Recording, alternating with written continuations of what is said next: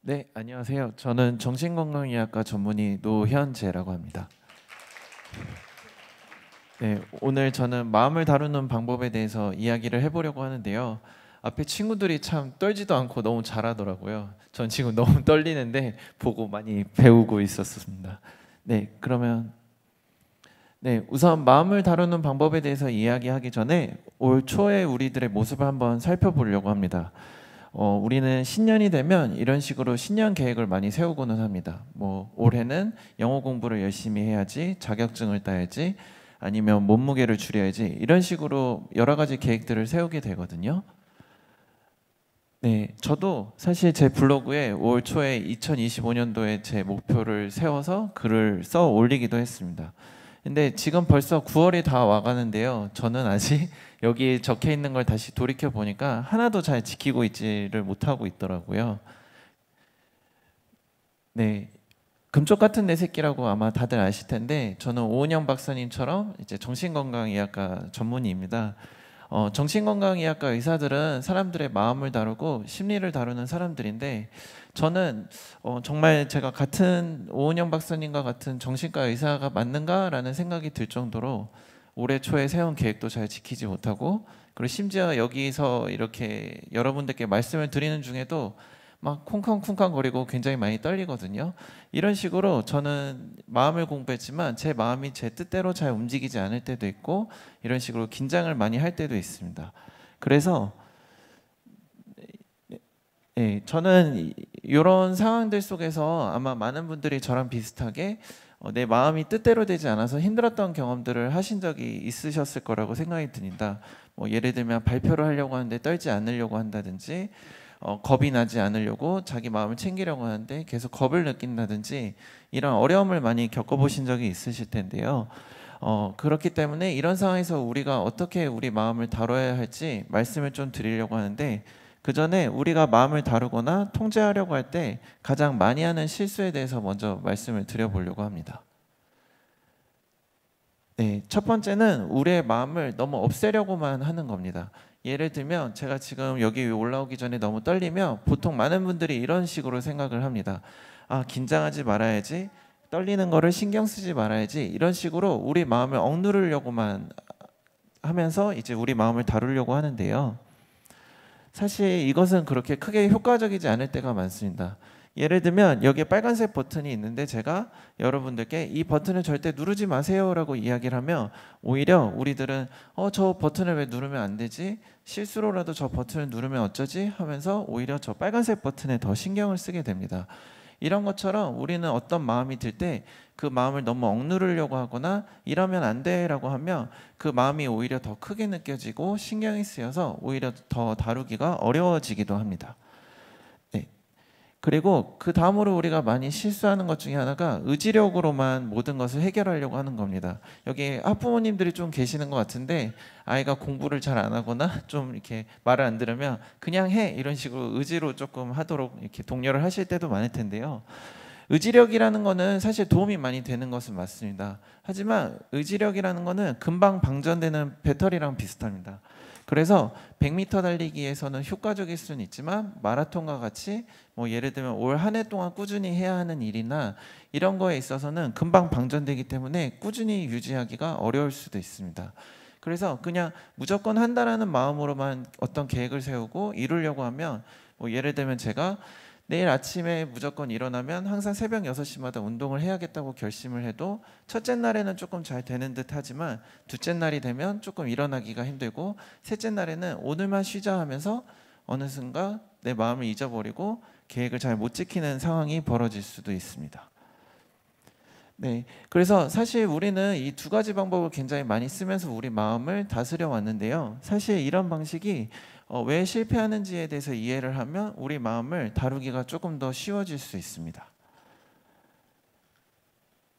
네, 사실 우리 뇌는 쉽게 말씀드리면 자동완성 기계랑 비슷합니다. 이 말이 조금 어렵게 들리실 수 있는데요.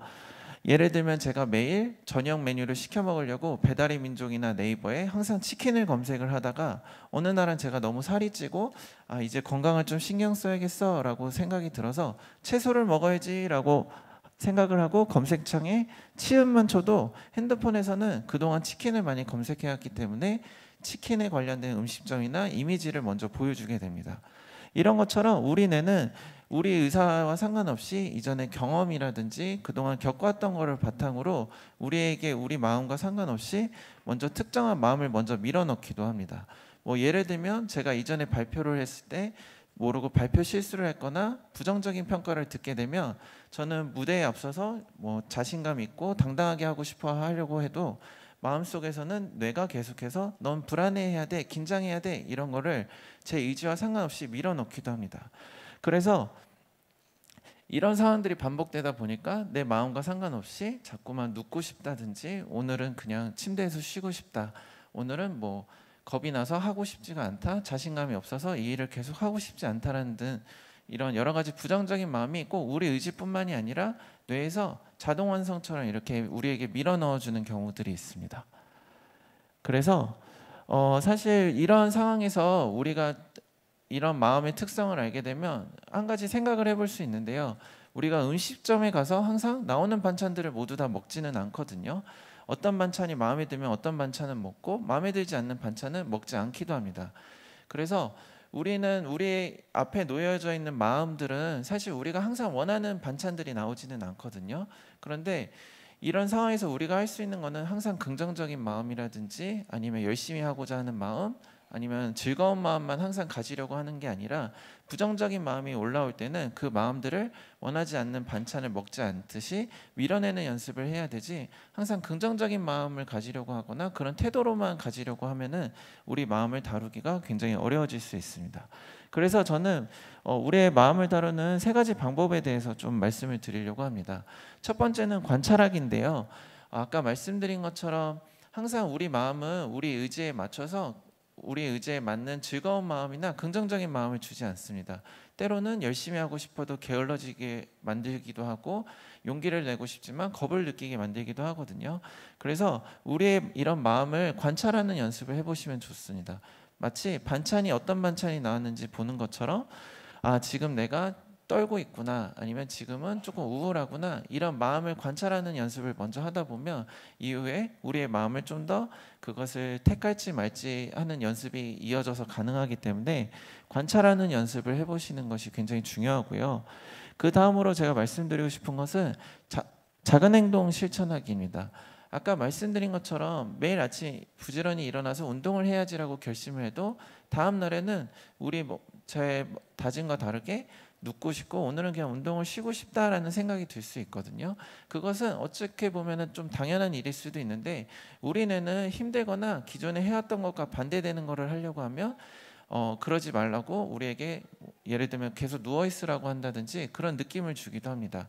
그럴 때 꼭 우리가 열정적인 마음을 갖추거나 운동을 나가지 않더라도 아침에 일어나서 작은 물을 한 컵을 마신다든지 아니면 일어나서 바깥의 날씨를 보거나 이런 작은 행동만 하게 되더라도 우리 뇌는 얘 누워 있으라고 했는데 왜 움직이지 하고 크게 놀라고 다음번에 우리에게 다른 마음을 주려고 그런 뇌에서 그런 작업들을 하게 됩니다.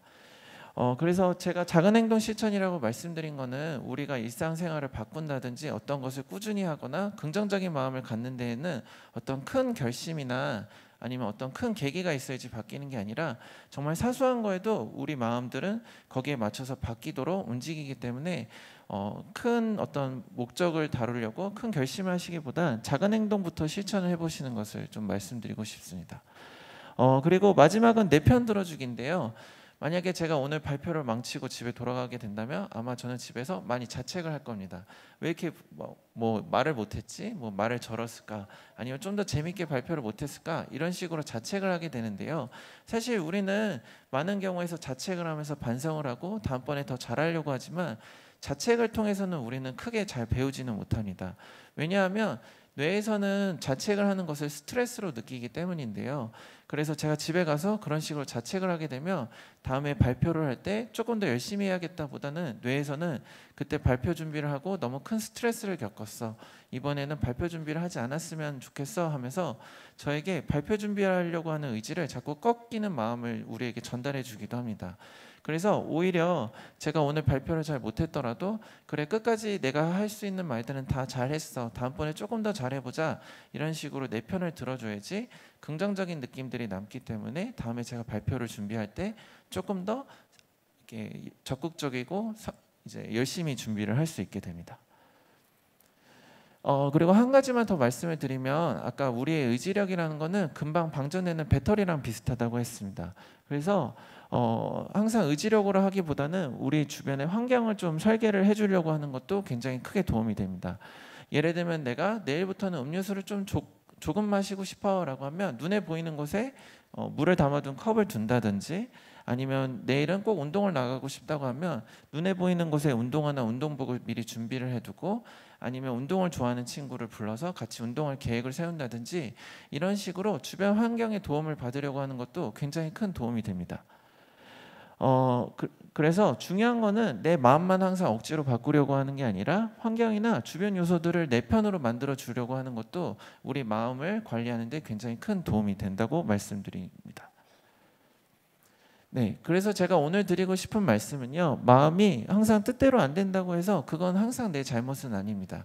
이전에 경험했던 부정적인 경험이라든지 여러 가지 것들로 인해서 우리는 처음에는 떨릴 수도 있고 게으르고 싶을 수도 있고 오늘은 조금 의지가 잘 안 날 수도 있습니다. 이처럼 우리 뇌는 항상 우리에게 도움이 되는 느낌만 전달해 주지 않습니다. 위에 그림들을 보면 웃고 있는 그림도 있지만 놀라게 할 수도 있고 겁을 먹게 할 수도 있고 의지를 잘 가지지 못하는 마음을 우리에게 전달할 수도 있거든요.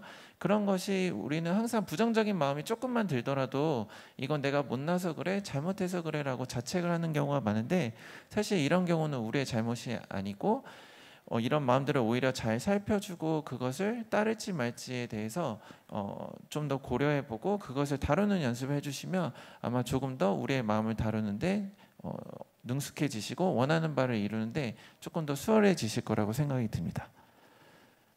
네, 그래서 오늘 이렇게 마음을 다루는 방법에 대해서 말씀을 드렸는데요. 끝까지 경청해 주셔서 감사합니다.